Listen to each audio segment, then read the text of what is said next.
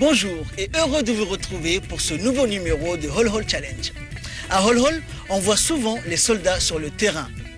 Mais il faut savoir que l'école militaire de Hol Hol compte en son sein un nombre incalculable de salles d'études. À longueur de journée, ces salles ne désemplissent pas. On enchaîne cours sur cours et les pauses sont courtes. Les disciplines varient et sont trop nombreuses pour être citées. À noter seulement que la culture générale est omniprésente dans ces cours parce que le soldat djiboutien est formé pour faire face à toutes sortes de situations et non pas seulement pour le combat. C'est la raison pour laquelle nos stagiaires passent la plus grande partie de leur temps dans ces salles de cours, comme ici, lors d'un cours de transmission sur l'utilisation du Kenwood TK 280, un cours qui leur est dispensé par le caporal Higué.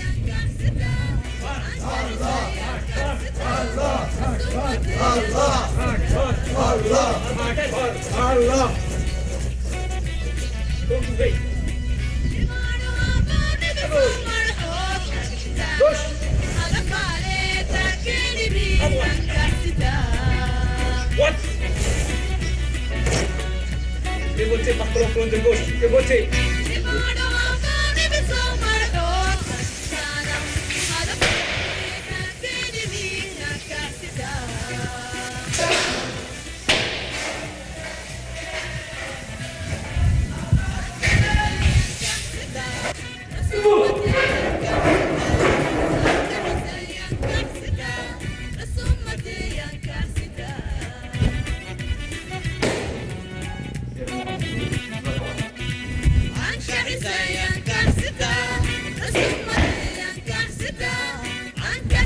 Repos.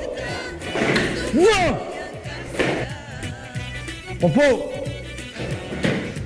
Bon, il y a certains qui portent des bidons et d'autres qui n'ont pas. Ceux les messieurs qui ne portent pas, gare à vous, hein. Portez vos bidons. Portez-les là où vous êtes. Mais elle, qu'est-ce que tu as cité bidon? Bon, assis.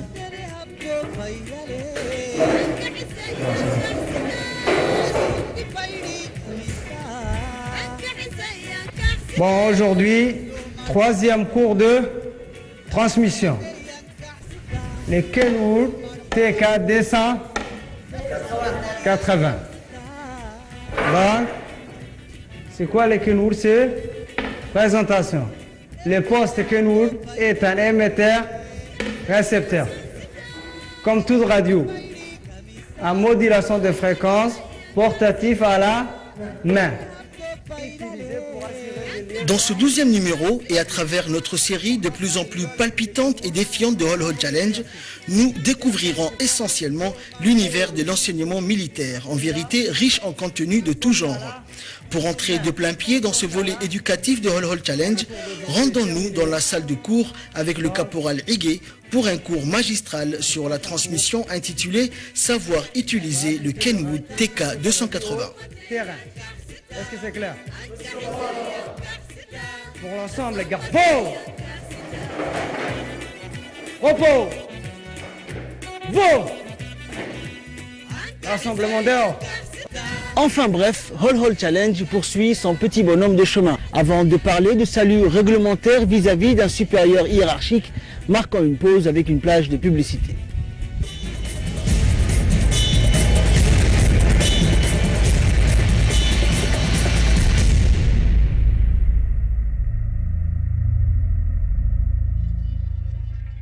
Retour sur scène dans la série, votre série phare, Hol Hol Challenge, avec les péripéties militaires. Autre cours, autre genre. Cette fois-ci, il s'agira pour nos jeunes soldats stagiaires d'assimiler les différentes façons de saluer, militairement parlé, un supérieur hiérarchique donné. Capot. Bon, aujourd'hui, on va vous apprendre comment se présenter devant un supérieur qui est dans le bureau. Tout d'abord, le caporal Higué va vous faire les démonstrations avec commentaires et sans commentaires. Ensuite, vous allez faire un par un. Vous avez compris? Oui, mon lieutenant. Repos. Est-ce que vous avez compris? Oui, mon lieutenant. Capot. À la disposition de Higué pour faire les démonstrations.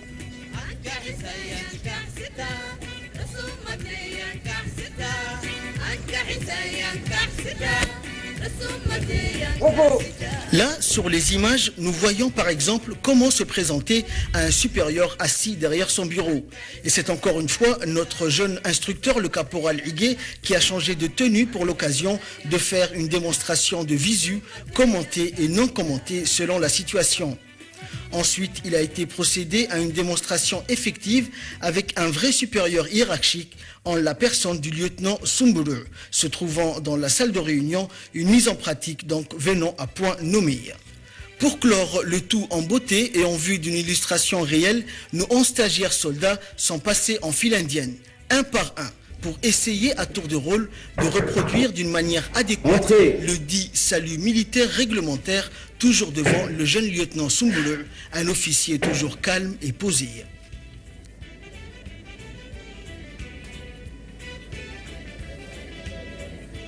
Stagiaire commissionné, c'est quand même. Repos, Chekou. Tu peux te disposer.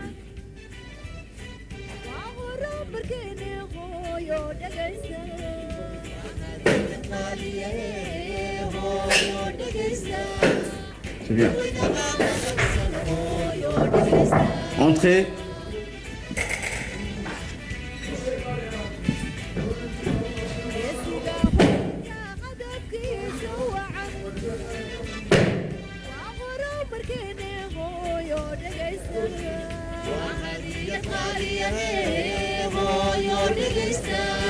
Stagiaire commissionnaire pour les chercher l'école militaire. À vos ordres, mon lieutenant. Repos. Tu peux te disposer.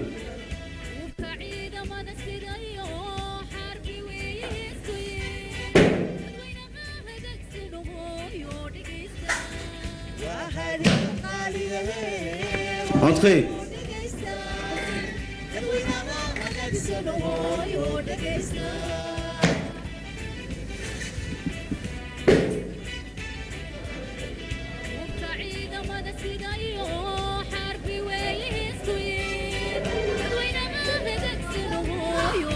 Stagiaire commissionné Ali Oumar Mohamed de l'école militaire. En genre, Repos.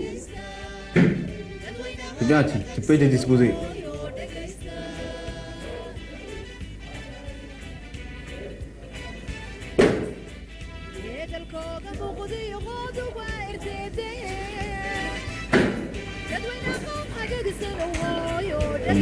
Suivant.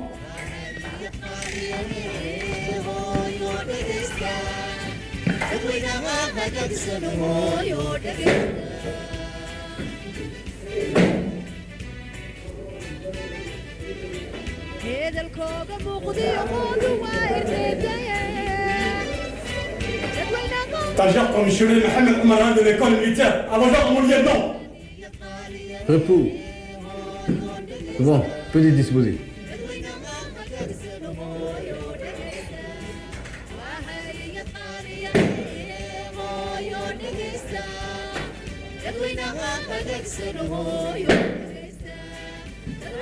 Entrez.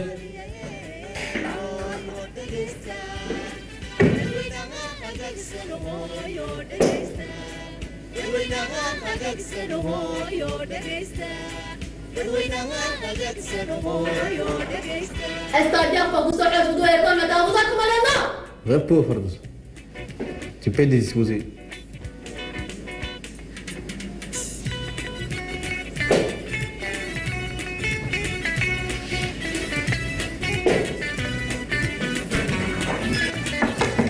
Entrez.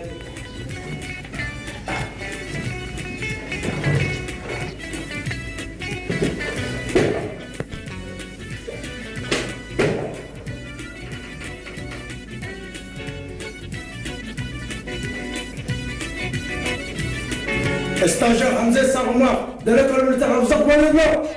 Repos. Petit disposé.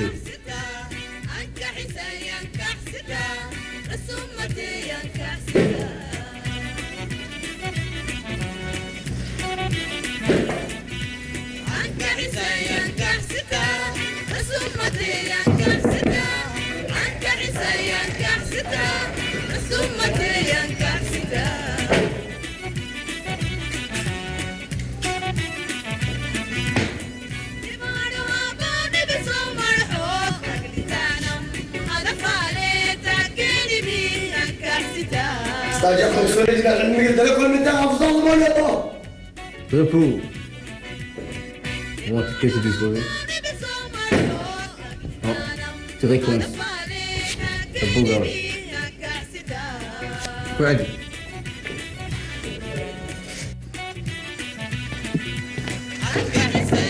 Entrez.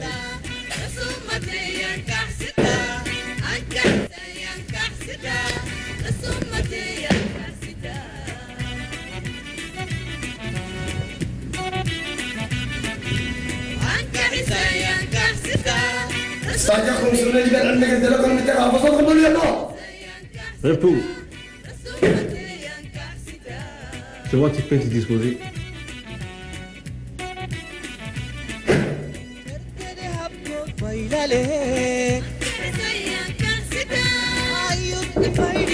Entrez.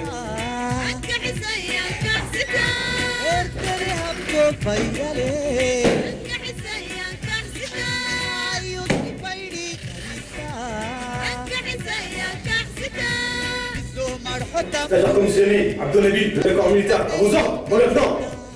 Abdou, lorsque ton garçon te ferme les pieds, les deux mains. C'est comme ça, les deux mains. Encore, serre. Serre encore. Serre encore.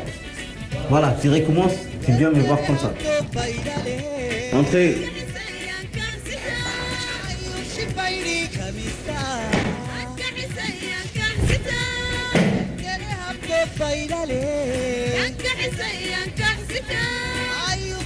C'est-à-dire commissionné Abdelabi de l'école militaire à vos ordres, mon lieutenant.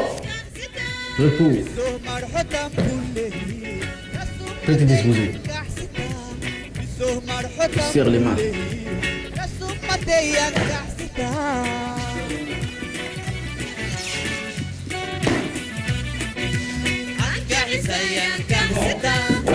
Entrez.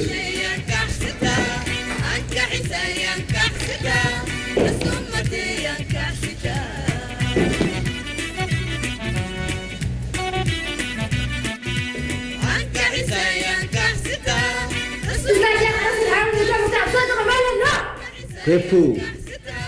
C'est bon. C'est parti.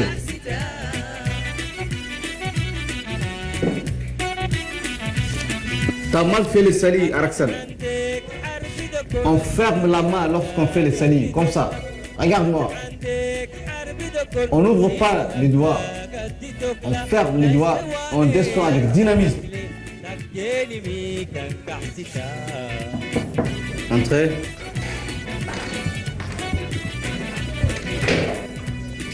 عندك حرب دكون سيني هبتا قد دكلا قد عندك حرب دكون سيني هبتا C'est-à-dire commissionné Yassine Ali de l'école militaire à vos ordres, mon lieutenant. Repos, Yassine. C'est bon, tu peux te disposer.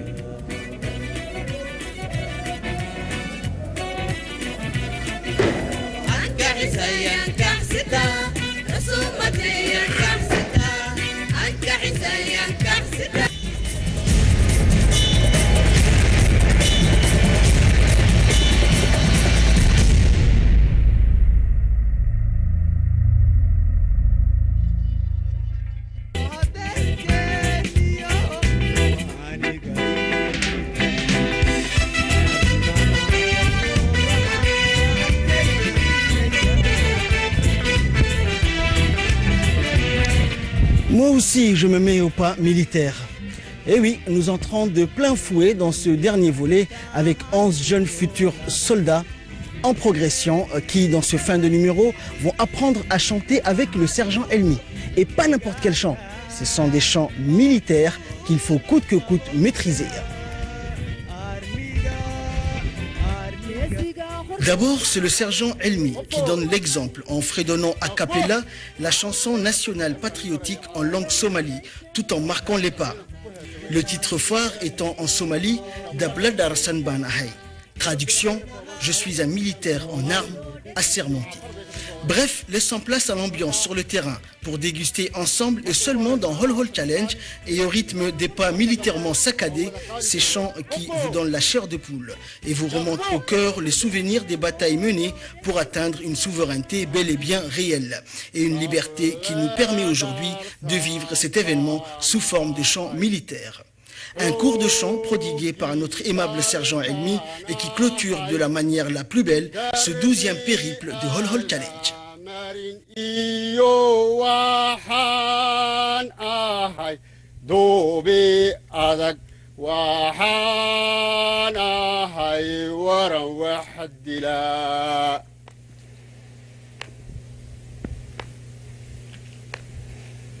Double dar samban ahai Hogi dalkan ahai Derbi ala marin iyo wahan ahai Dobe adag wahan ahai waran wahdila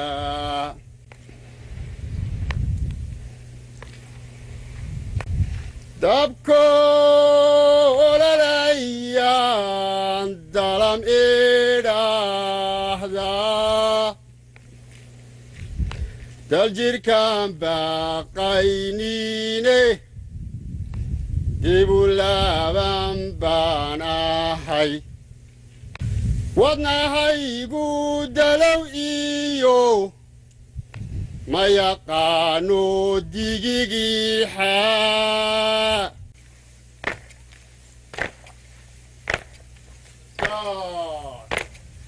قبل الصنباناي قومي دالكاناي دربي الأمريو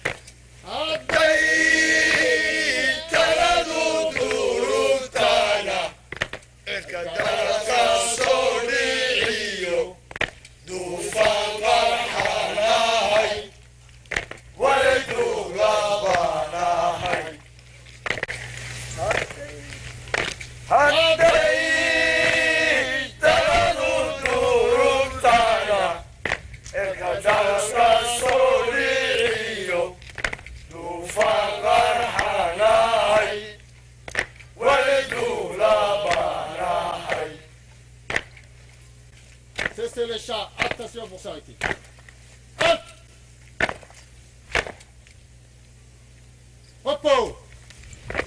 قهوة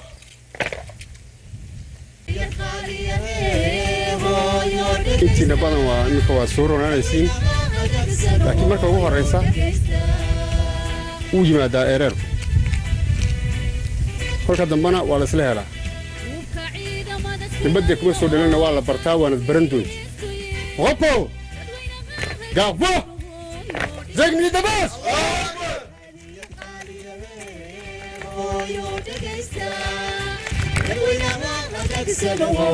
C'est ainsi que prend fin ce 12e numéro de Hol Hol Challenge de la manière la plus patriotique possible, avec des chants militaires rappelant les missions et obligations de nos soldats toujours prêts à servir la nation et la défendre si nécessaire au prix de leur vie.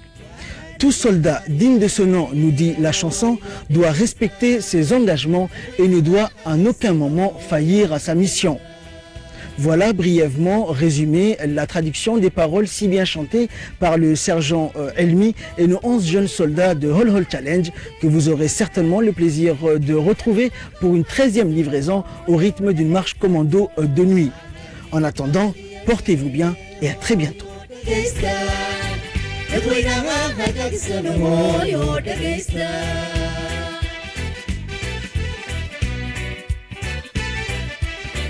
هذا الكوكب